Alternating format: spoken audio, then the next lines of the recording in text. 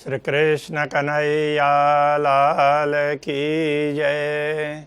श्री निजानंद स्वामी की जय। श्री प्राणनाथ प्यारे की जय।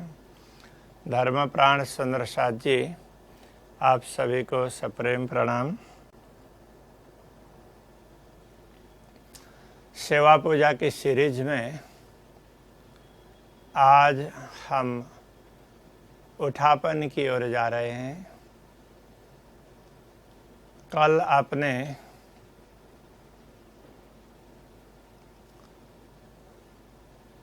अक्षरातीत धामधनी को किस प्रकार से आवाहन करते हैं ये सुना। साथ में ये भी सुना कि यहाँ पर भाव महत्वपूर्ण होता है। सेवा पूजा भाव प्रधान होती है। प्रत्यक्ष मान करके करते हैं ये तो है ही, किंतु भाव प्रधान होना अति आवश्यक है। इसलिए हम लोग अपना भाव अक्षरातीत पूर्ण ब्रह्म परमात्मा के प्रति बना रहे, इसके हिसाब से उनके प्रति प्रेम रखें, प्रेम भरी दृष्टि रखें, तो इससे बड़ा आनंद आएगा। जैसे हम अक्षरातीत धामधनी का आवाहन करते हैं तो वो आए पधारे। तो प्रातः के समय पर जैसे हम उठते हैं, उठ करके शौच स्नान इत्यादि से निवृत्त हो करके फिर अक्षरातीत धामधनी का उठापन करते हैं। तो उठापन में आओ जी वाला बोला आए पधारे, तो उठापन का भाव यहाँ पर किस प्रकार से दिया है वो हमें थोड़ा सा समझना है। वैसे तो देखिए, श्री कृष्ण प्रणामी धर्म की सेवा पूजा है ना, ये विधि इतनी ऊंची साधना है कि इसमें विधि और निषेध सामान्य रूप से माने गए हैं, उनसे ये विशिष्ट है। फिर भी कोई तरीका तो होना जरूरी होता है, व्यवहार में करते हैं तो। अन्यथा तो जिसका भाव शुद्ध होता है वो प्रेम से कुछ भी बोलें, कुछ भी पुकारें, तो अक्षरातीत धामधनी स्वीकार कर लेते हैं, सुन लेते हैं। शब्द भी नहीं निकलेंगे तो भी वो सुन लेंगे, मन की बात भी सुन लेते हैं। इसीलिए कहा ना, तन की जाने मन की जाने, जाने दिल की चोरी। यदि कोई कपट भाव रखता है, परमात्मा को छिपा कर करूँगा ऐसा कुछ सोचता है, तो उनके लिए कहा कि तन की भी जान लेते हैं, मन की भी जान लेते हैं और दिल की चोरी भी जान लेते हैं। तन की चोरी, मन की चोरी, दिल की चोरी, कोई भी कपट भाव रखोगे तो पूर्ण ब्रह्म परमात्मा को तो पता चलेगा ही। तो उनसे कुछ भी बात छिपी हुई नहीं होती है, तो उनको सब पता होता है। किंतु हम सेवा पूजा करते हैं तो कम से कम हमें भी पता हो ना। अक्षरातीत धामधनी हमें देख रहे हैं, हमारे सम्मुख हैं, हम उनसे प्रार्थना कर सकते हैं। हमारी प्रार्थना उन तक पहुंच जाती है, वो सुन लेते हैं। तो ये सारी बातें तो ये उनके सानिध्य का अनुभव करने पर होती है। तो यहाँ उठापन में परमधाम के दृश्य को समझाया है।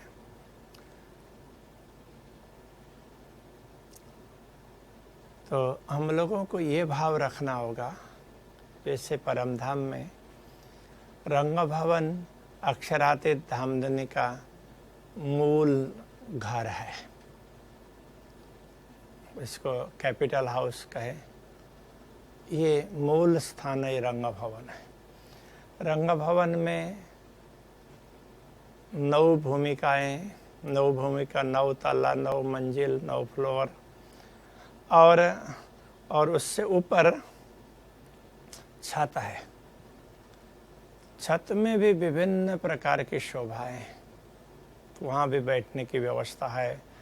तो वहाँ भी बाग बगीचे वगैरह बहुत प्रकार की शोभा है। रंग भवन तो ऐसे ही उसका प्लेटफॉर्म चबूतरा अथवा तो उसकी कुर्सी कहें तो वो एक भूमि का ऊंचा तो ऑलरेडी है ही। तो वैसे ज़मीन से देखा जाए तो वैसे ही 10 भूमि का होते हैं, किंतु भवन के हिसाब से तो वो 9 भूमि का है और ऊपर में आकाशीय छत है।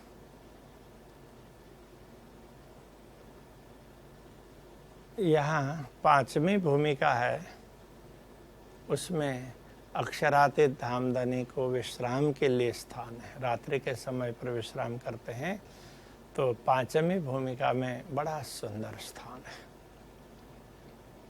उसको रंग परवाली मंदिर अथवा मध्य परवाली मंदिर ऐसा कहा। पौड़ावनी के समय पर हम लोग बोलते हैं ना, रंग परवाली पिया जी को मंदिर। तो ये 5वीं भूमिका का प्रवाल रंग का मंदिर है। लाल, प्रवाल लाल होता है, तो लाल में भी ऐसी चमक जो आँख को ज़्यादा दिक्कत देने वाली नहीं। दर्शन करने पर आँख को बड़ी प्रसन्नता मिलती है, शीतलता मिलती है, ऐसा रंग है। तो रंग परवाली पिया जी को मंदिर, ये प्रवाल रंग का। रंग भवन का बीच का स्थान ये है। जब परमधाम की बात आप सुनते हैं तो वहाँ ये आप देख लीजिएगा। रंग भवन बहुत बड़े विस्तार में है, बहुत बड़ा है। तो एक एक भूमिका भी बहुत ऊंची ऊंची होती है। तो वहाँ पर माप की इकाई है, सामान्य रूप से उसको मंदिर का, जैसे हम लोग फुट, गज अथवा मीटर इस प्रकार से समझते हैं ना, तो उस प्रकार से तो वहाँ पर मंदिर कहते हैं। परमधाम के हिसाब से एक मंदिर है, तो उसमें एक मंदिर कहते हैं तो ऐसे लंबाई में वो 100 हाथ। वो हाथ का तात्पर्य पहले के समय पर मापने में वो हाथ गिना करते थे। ऐसे 2 हाथ होंगे तो 1 गज, एक ये सामान्य रूप से मान्यता थी। जैसे अभी भी तो ऐसा होता है ना, 1 हॉर्स पावर, 2 हॉर्स पावर ऐसा मानते हैं ना, एक माप माना है। तो इसी प्रकार से तो 100 हाथ लंबा, चौड़ा और ऊंचा तो वो मंदिर होता है। तो अक्षरातीत धामधनी का ये निवास स्थान है। 5वीं भूमिका में मध्य भाग में, और वो 2 मंदिर लंबा और 2 मंदिर चौड़ा। इस हिसाब से देखेंगे तो 200 हाथ लंबाई में और 200 हाथ चौड़ाई में। तो 200 हाथ का यदि हम सामान्य रूप से गिनते हैं तो एक हाथ में 1.5 फुट होते हैं, तो 300 फुट लंबा और 300 फुट चौड़ा। ये अक्षरातीत धामधनी का मात्र निवास स्थान है। और उसके चारों तरफ ये ब्रह्मा आत्माओं के अलग अलग प्रकार के निवास स्थान है। तो उनकी अलग अलग प्रकार की शोभा है। राज समाजी का भवन है, ये शयन कक्ष समझें। केवल कक्ष कहने से कि एक ही कक्ष है ऐसा नहीं है। तो राज्य का भी है, श्यामा जी का भी है, अलग अलग और भी वहाँ पर विभिन्न प्रकार की सुविधाएं होंगी। कहीं पर कोई एक स्थान है तो जहाँ पर वो विश्राम करते हैं, कहीं बैठते हैं, बैठक अलग प्रकार की होगी। ऐसे भिन्न भिन्न होंगे कि राज्य के लिए अलग कक्ष भी होगा, श्यामा जी का अलग कक्ष भी होगा। ऐसे ना परमधाम में भिन्न भिन्न प्रकार की सुविधाएं तो है ही। दुनिया में भी देखेंगे तो एक ही कमरा तो नहीं होता है। आजकल ज़्यादा सुविधा के लिए होटल में जाते हैं कभी कभी, तो वहाँ पर भी सोने का कमरा अलग होगा, फिर बाहर बैठने के लिए अलग है, किचन अलग है। इस प्रकार से कितनी सुविधाएं होती है। तो इसे पूरा माना जाएगा तो एक ही कमरा माना जाएगा, उसी हिसाब से उसका चार्ज होगा। वो स्वीट रूम बोल करके कहते हैं, तो वो भी उसके भी अलग अलग कैटेगरी है। तो ये तो अक्षरातीत का है और वो भी परम धाम का है, तो कितनी सुविधाएं होंगी। जो चाहे वो सुविधा वहाँ आकर के उपस्थित हो जाती है। तो ऐसे भवन में, ऐसे कक्ष में तो कभी श्यामा जी अलग विश्राम कर रही हो, तो अलग विश्राम तो कर रही है, किंतु तो सुबह जैसे होने लगा तो आँख खोली और राज्य का चिंतन करने लगी। तो इस प्रकार से तो वो आकर के राज्य का दर्शन करती है, राज्य भी उनको देखते हैं। तो ऐसे तो ये सारी बातें समझाई। तो इन सब चीज़ों को लेकर के कुछ परमधाम का भाव और उसमें थोड़ा सा भाव दुनिया का भी रख लेते हैं। तो वो पूरी चौपाइयों में ना इस प्रकार से समझाया गया है। तो आप पहले इन चौपाइयों को सुन लीजिए। आप प्रतिदिन बोलते तो हैं, किंतु अभी भी आप सुन लीजिए।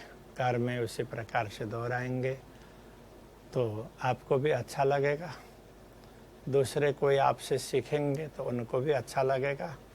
तो इस प्रकार से तो आप ये चौपाइयों को पहले सुन लीजिए।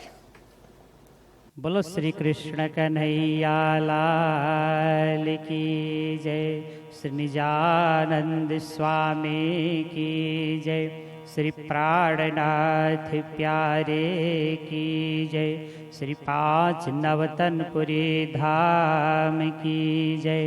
जगत गुरु आचार्य श्री 108 श्री कृष्णमणि जी महाराज की जय। रेने की ओ निधि श्यामा पे उपास आया, पे उपास आया, प्रीतम पास आया। रेने की ओ निधि श्यामा पे उपास आया। नैन अरुण सोहे रात रंग भीदे, नैन अरुण सोहे रात रंग भीले। पीऊ प्यारे मंद मंद मुस्काया, रैन की ओ निधि श्यामा पे उपास आया।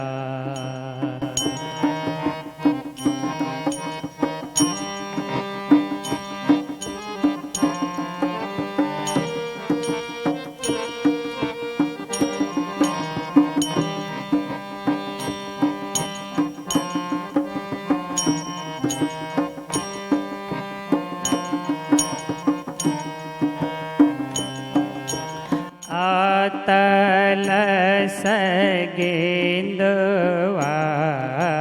सेत निहाले, आतल सगेंदवा सेत निहाले।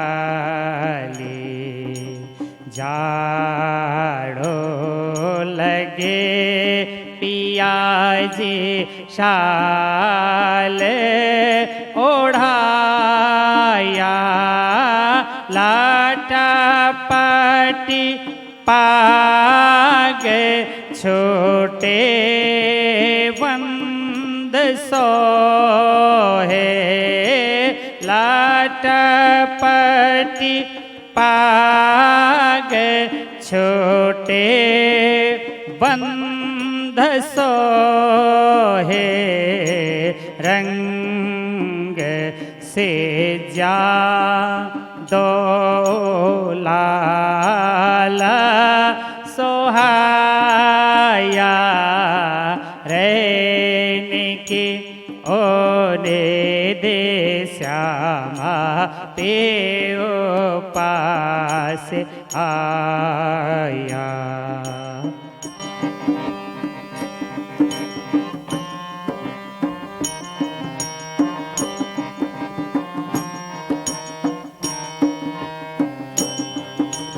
अंग सो अंग जोड़े दो मन भाया, अंग सो अंग जोड़े दो मन भाया, आरस पारसकार कंठला पटाया,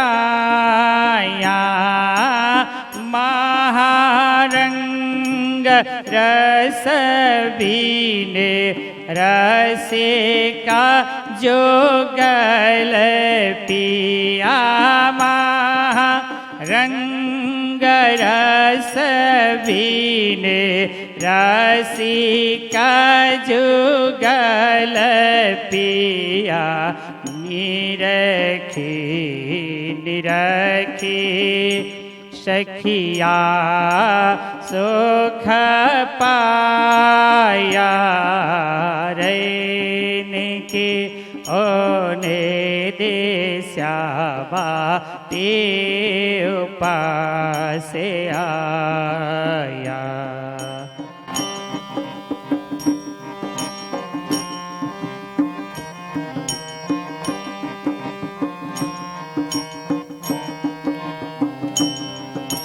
चंदन की चौकीदारों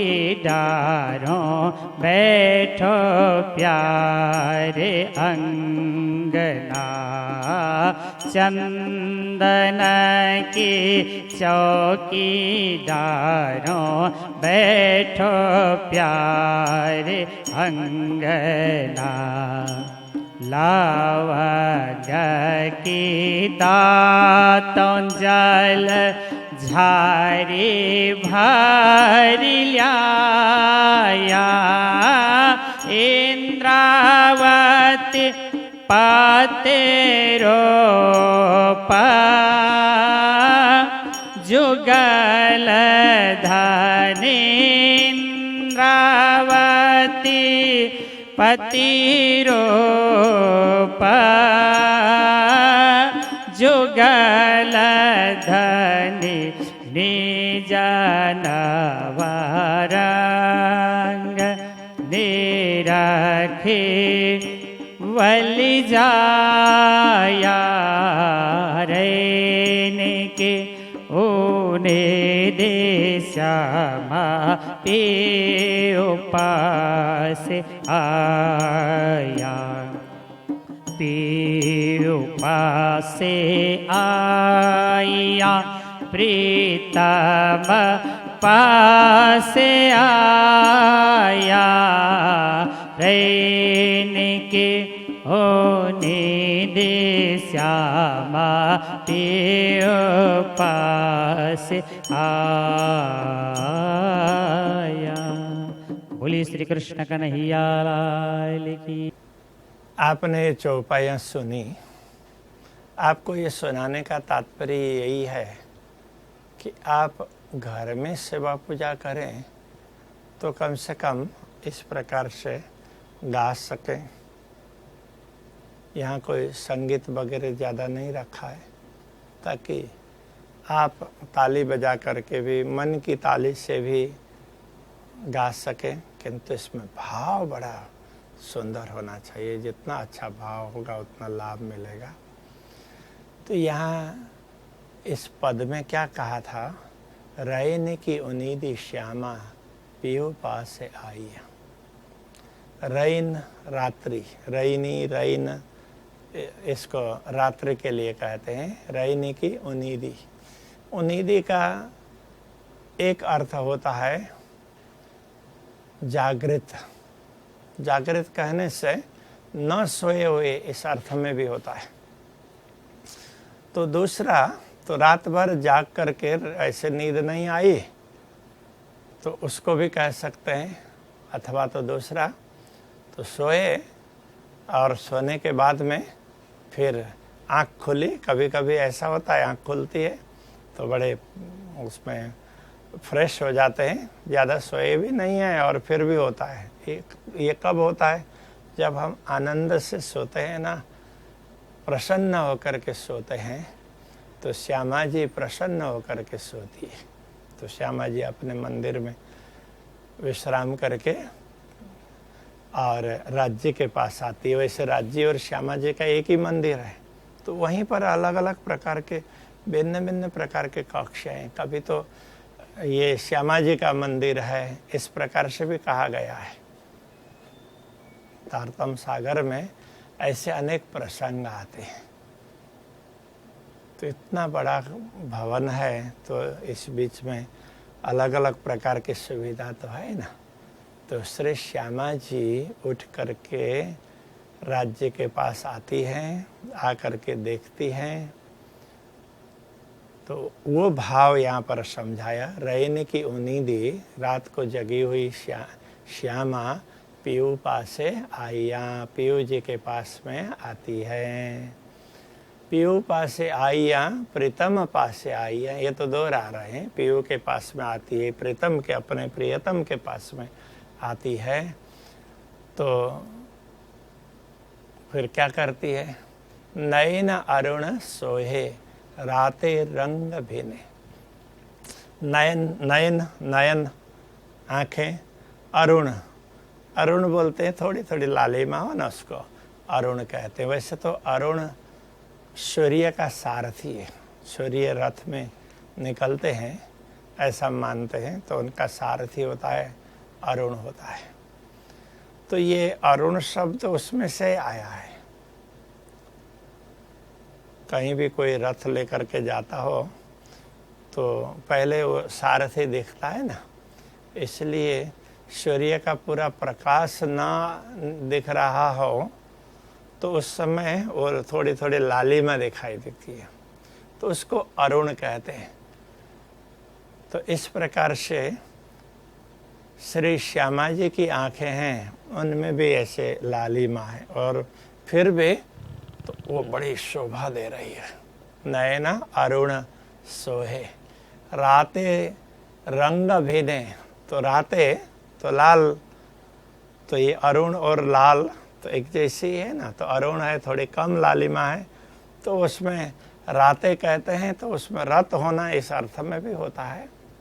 किंतु यहाँ राते रंग भिने, तो ऐसे प्रेम से, प्रेम में मस्त होकर के, प्रेम से ओतप्रोत होकर के अंग प्रत्यंग में प्रेम उमड़ रहा है।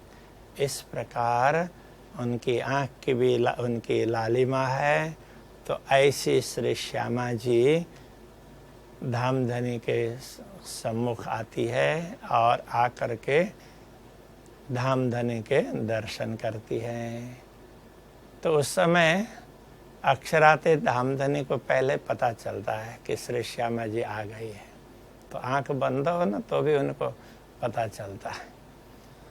तो पीयू प्यारी मंद मंद मुस्काइया, पीयू और प्यारी, श्री राज्य और श्री श्यामा जी दोनों ही एक दूसरे को देखते हैं ना, तो फिर मंद मंद मुस्कुराते हैं।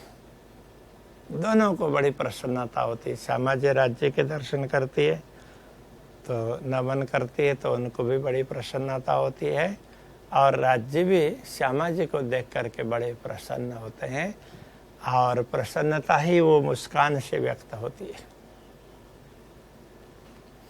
तो उस समय राज्य तो बिस्तर पर लेटे हुए ही होते हैं, तो उसके लिए कहते हैं, तो बिस्तर का छोटा सा वर्णन दिया है, अतलस गेंदुआ सेत निहाली। ये अतलस शब्द है ना, ये संस्कृत का शब्द है। तो ये बड़े ही नरम और चमकने वाला कपड़ा, जैसे रेशम है, बड़ा नरम हो, चमकदार और शाइनिंग वाला हो, तो ऐसे कपड़े को रेशमी वस्त्र, उसको अतलस कहते हैं। तो राज्य ऐसे लेटे हैं, तो श्यामा जी ने पहले तो राज्य के मुखारविंद के दर्शन किए ना, तो हो सकता है पहले चरण के दर्शन किए होंगे, प्रणाम भी किया होगा, किंतु तो राज्य ने जब देखा ना, तो उस समय उनकी दृष्टि पड़ती है, तो उस समय उनको लगता है कि राज्य का ये गेंदुआ बोलते हैं तकिया, तो ये तकिया अथवा सिरहाने बोलते हैं ना, तो ये तकिया है। तो वो तकिया बड़े ही चमकदार और बड़ा नरम ऐसा वस्त्र, रेशमी वस्त्र, उसकी वो खोली है। तो अंदर जैसे हम लोग सामान्य रूप से रुई वगैरह अथवा फॉर्म वगैरह का ऐसे यूज़ करते हैं, तो प्राचीन समय में तो रुई का ही करते थे। तो परमधाम का रुई हो, राज्य का लिए तब तकिया हो, तो कितना मुलायम होगा, कितना कोमल होगा। तो वो उसको ये तकिया को देखती है, तो उनको लगता है कि ये बड़ा ही नरम और चमकदार है। और श्वेत, सफ़ेद, श्वेत से श्वेत है। निहाली, इसमें यदि गुजराती में तो कहेंगे तो निहाली, निहारी, देखा, इस अर्थ में भी होता है। तो अनेक लोगों ने इसको देखा इस अर्थ में, इस शब्द का अर्थ किया है। जैसे श्यामा जी आई तो उन्होंने श्री राज्य ने सिर रखा है, तो वो तकिया बड़ा ही नरम है, तो इस प्रकार ऐसे तकिया को देखा, ऐसा मान लेते हैं। तो यहाँ बिस्तर का वर्णन कर रहे हैं, इसलिए तकिया है, तो तकिया तो बिस्तर में ही है ना, तो वो गद्दा भी है, पूरा बिस्तर।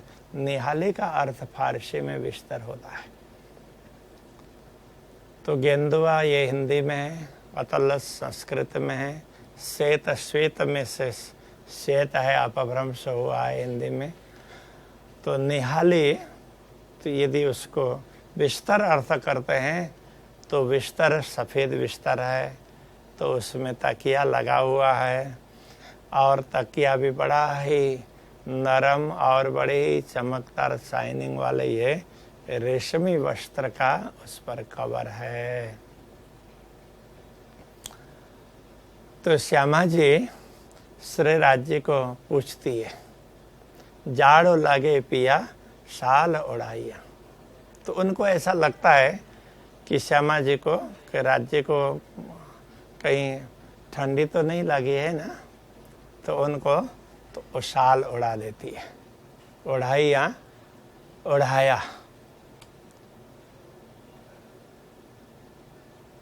तो उस समय उनको दिखाई देता है कि राज्य ने अपनी पगड़ी, जब सोने लगे होंगे तो पगड़ी उतार करके पास में रखिए। तो वो पगड़ी कैसी होती है, तो पूरा ऐसे कपड़ा लपेट करके बनाते हैं ना, तो ऐसे लपेटी हुई पगड़ी होती है। तो जो ऐसे रखते हैं, तो फिर तो वो कभी करवट बदलते हैं, कभी कुछ होता है, तो पास में ही होगा तो वो थोड़ा सा बिखर भी सकता है। तो लटपट कहेंगे करवट बदलना। तो करवट बदलने से पाग छूटे, तो पाग सिर से अलग हुआ, ऐसा भी मान सकते हैं। और राज्य नहीं पहले से उतार करके रख दिया, ये भी मान सकते। कभी ऐसे ही उसमें ऐसे ही पहन करके लेटे हो तो ये भी हो सकता है, किंतु उन्होंने उतारा होगा और फिर भी करवट बदलने से वो थोड़ा सा डिस्टर्ब हुआ, तो इसलिए छूटे बंद। तो उसमें जिस प्रकार से उसको घुमा फिरा करके बनाया है ना, तो एक प्रकार से वो थोड़ी से शिथिल हो गए हैं, और फिर भी इतना सुंदर लगता है कि श्री राज्य का पाग है ना, इसलिए सोहे बड़ा सुंदर लगता है, शोभायमान है। और फिर श्री राज्य श्यामा जी को बोलते हैं कि तुम भी आओ, तो श्यामा जी भी आती है। रंग सेजिया दो लाल सुहाइया। अब सेजिया पर, सेज पर, सैया पर, सैया मूल में संस्कृत का शब्द है, तो उसमें से फिर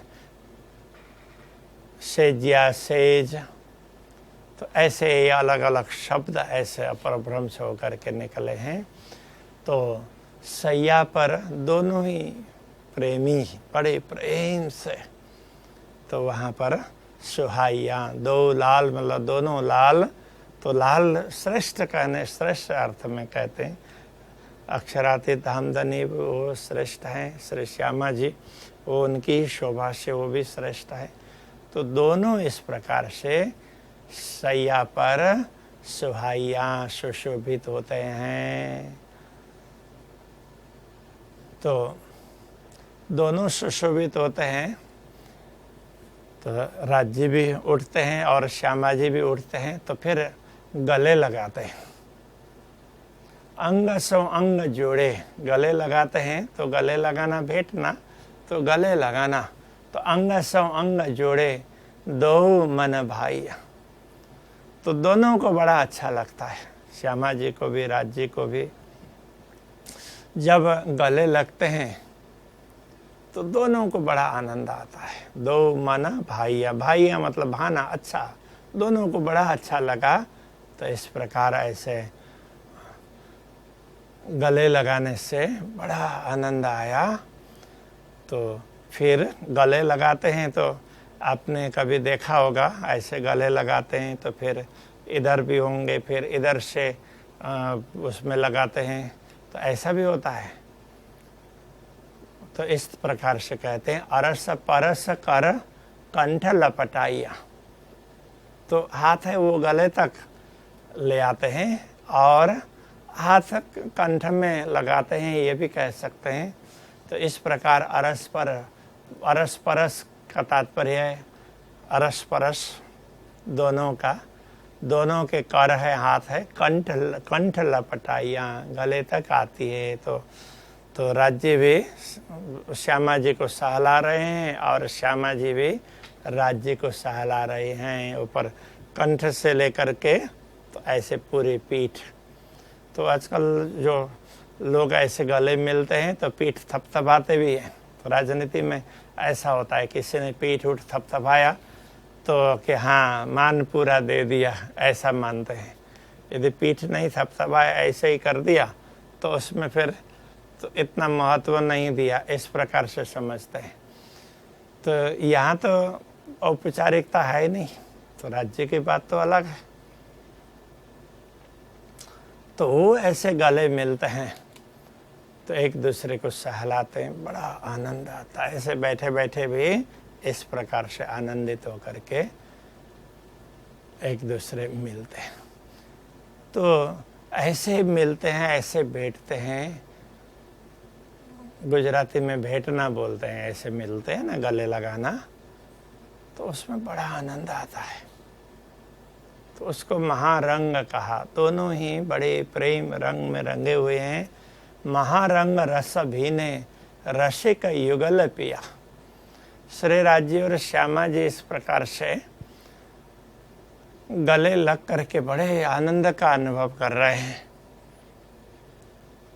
तो महारंग रस भीने, रस से वो भीने ओतप्रोत, दोनों ही तो ऐसे प्रेम में ओतप्रोत हुए हैं। ऐसे रसिक युगल पिया, ऐसे रसिक, रस का आस्वादन करने वाले युगल पिया दोनों जोड़ी श्री राज्य और श्यामा जी ऐसे बड़े प्रेम में मस्त हो रहे हैं। तो ब्रह्मात्मा आकर के दर्शन करती है ना, तो निरखी निरखी सखियां सुख पाइया। ये दृश्य देख करके ब्रह्मात्माओं को बड़ा आनंद आता है। तो उनको ऐसा लगता है कि राज्य मुझे गले लगा रहे हैं। सब ब्रह्मात्माओं को ऐसा ही लगता है, क्योंकि श्यामा जी ब्रह्मात्माओं के मूल में है ना। तो श्यामा जी को जो आनंद मिलता है, सारी ब्रह्मात्मा उसी आनंद का अनुभव करती है। अब आगे लौकिक भाव से यहाँ पर समझाया कि अब राज्य को हमने बुलाया, राज्य भी पधारे, श्यामा जी भी पधारे। तो प्रातःकाल का समय है, तो हम उनको बैठने के लिए तो बैठक बना दें। तो कहते हैं चंदन की चौकी डारो, बैठो प्यारे अंगना। तो कहते हैं कि मैं चंदन की चौकी, तो चौकी का तात्पर्य भी एक छोटा सा सिंहासन ही होता है। तो चंदन की चौकी हम आपके लिए बिछाते हैं। बैठो प्यारे अंगना, आप तो अतिशय प्रिय है। ऐसे अंगना बोलते हैं ना, अतिशय प्रिय अंग, उसको अंगना कहते हैं। तो राज्य और श्यामा जी को हम तो एक छोटे सिंहासन में ऐसे बैठाते हैं। सिंहासन का तात्पर्य ये बैठक जैसा सिंहासन, हाँ, तो कुर्सी प्रकार का, तो वो सिंहासन है। तो एक तो सिंहासन है ऊपर छतरी उतरी वाला, तो उस प्रकार का न हो करके पीछे पीठ में तो वो अलग प्रकार का उसमें आर्च जैसा, आर्च नहीं, इस प्रकार से ये ऊपर बना हुआ हो और ऐसे तो बड़ी सुंदरता उसमें हो, तो उस प्रकार का आसन होता है। तो ऐसे में बैठते हैं। तो कहते हैं कि हम राज्य से प्रार्थना करते हुए कि हे पूर्ण ब्रह्म परमात्मा, हे धाम धनी, तो हमने ये बिछाया है, तो आप विराजिए। प्रातःकाल का समय है, तो दातुन वगैरह करना चाहिए। तो राज्य के लिए दातुन के लिए क्या लाते हैं, तो जैसे लवंग, तो लवंग है, तो लवंग की दातुन, तो लवंग तो कितना सुगंधित होता है। ऐसे उसकी शाखा हो और उसको काट करके उसका दातुन बनाया हो, तो वो कितना अच्छा होता होगा। तो जैसे नीम की दातुन होती है, बबूल की दातुन होती है। आजकल तो दातुन करने का प्रचलन कम हो गया है, तो उसको लोग बोलते हैं ब्रश करना। तो ब्रश करते हैं, तो ब्रश में वो ऐसे फिर सीधे सीधे घिसते हैं, ऐसे ऊपर नीचे रखने पे नहीं करते, तो उससे फिर दांत खराब हो जाते, मसूड़े खराब हो जाते। तो उसके स्थान पर हमारी प्राचीन परंपरा क्या थी, तो अंगुली लगा करके ना उससे ऐसे करके, वो कोई भी लकड़ी है तो वो उसमें करके फिर साफ करते थे। तो उसके बाद में जहाँ जहाँ आवश्यकता पड़ी तो वहाँ पर अंगुली लगा करके मसाज वगैरह किया करते थे। तो ये मसूड़े के मसाज वगैरह करना भी बड़ा आवश्यक है। यदि इस प्रकार से करते हैं तो दांत बड़े मजबूत रहते हैं। जब तक शरीर टिका रहेगा तब तक दांत भी टिके ही रहेंगे। तो इसलिए दातुन वगैरह हम लोगों को भी करना होता है। तो अक्षरातीत धाम धनी के लिए इस प्रकार का भाव रखते हैं कि आप तो हमारे घर में हमने आपके लिए चौकी बिछाई है, आप वहाँ पर विराजमान हो जाइए, और आपको हम लवंग के दातुन देते हैं, इससे खुद भी कर देते हैं। फिर इसके साथ में राज्य चाहें तो राज्य भी कर सकते हैं। जल झारी भरी लाइया, तो जल की झारी, तो जल झारी बोलते हैं ना, जैसे जग वगैरह होता है, इस प्रकार से जल का पात्र है जिसमें से जल परोसते हैं, तो उसको झारी बोलते हैं। तो उसमें जल भर कर के लाए हैं इंद्रावती पति रूप युगल धनी निज नवरंग निरखी बलि जाई। तो इंद्रावती पति रूप युगल धनी, इंद्रावती के भी पति ऐसे युगल स्वरूप पूर्ण ब्रह्म परमात्मा श्रीराज जी और श्यामा जी, तो उनको देख करके निज नवरंग निरखी बलि जाइया, निरखी देखकर निज नवरंगा बलि जाइया। नवरंग स्वामी हैं तो स्वयं को समर्पित कर देते हैं। तो इस प्रकार ये उठापन का भाव है। तो आप इस भाव को समझेंगे तो बड़ा आनंद आएगा। तो इन भावों को समझें और ऐसे ही भाव से श्री राज्य का उठापन करें। और उनको हमें बैठाना है तो चंदन की चौकी हमारे हृदय में बैठा दे, वो उससे भी बढ़िया है चंदन की चौकी से। किंतु हमें चंदन की चौकी समझ में आती है बाहर की वस्तुओं में, किंतु ये हृदय की बात करेंगे तो ये समझ में नहीं आएगा। इसलिए तो इस प्रकार से समझाया। तो हम इन बातों को ध्यान में रख करके अक्षरातीत आमदनी को याद कर ले, उनके प्रति स्वयं को समर्पित करें। अब इसके बाद आरती का प्रसंग आएगा। आज के प्रसंग को हम यहीं पर रखते हैं। सभी को प्रणाम प्रणाम।